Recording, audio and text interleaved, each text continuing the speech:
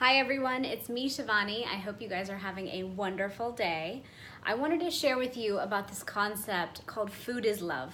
I have an amazing friend named Angelique Santana. She's a vegan chef, and she's having a book come out later this year called Food is Love.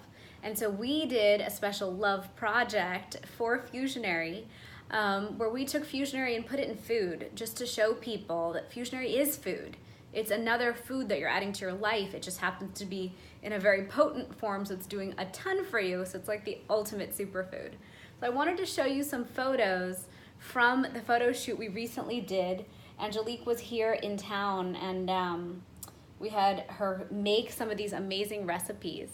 And it's just an example of how food is love. And if we just chose to look at it that way, as something that really nourishes us and fills us and takes care of us, how amazing would that be for our health? So this is just like a little preview of what's coming out this fall that we've put together. But I used to think of food as just food, you know, like you gotta throw it in there. Sometimes it'll taste good. Your stomach's just gonna digest it. What's the big deal?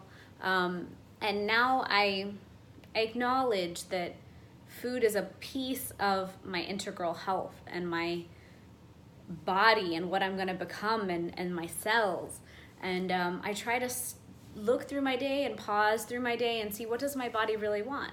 If I had a salad for lunch and I'm picking up the kids at 3 and we're going to be running around till 6, maybe an acai bowl would be something that's really sweet and cooling and refreshing, but full of superfoods that would make me feel good.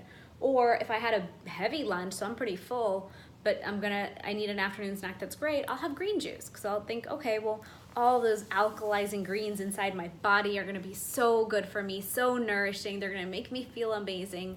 So I really try to, once I start my day, I still try to fit in things along the way with that thought process in mind, that food is love. It is a piece of the love that I give myself. I do self-care, that is loving myself. I do exercise, that is loving myself, and this body that I was given and keeping it healthy as long as I have it. But what about food? And how can you look at food not as torture, not as deprivation, not as annoying, not as, oh, that thing I gotta do, but it's okay, like, how do I make a plate of food that I'm gonna love, that I'm gonna enjoy? How do I make this food taste better? Oftentimes when we pick a meal plan, it feels so deprivation-based, really, versus if you, I was telling someone recently, take the menu, take the list that you're allowed to have, and look through all the recipes that you can now use using those recipes. Like what is the new menu you can build for your life using that? So I know our challenge is wrapping up soon. I just wanted to share this message with all of you. Food is love. Half the time, yeah, maybe you eat food just to eat it and you gotta get it over with. It's a meal and you're starving and whatever. I do that too.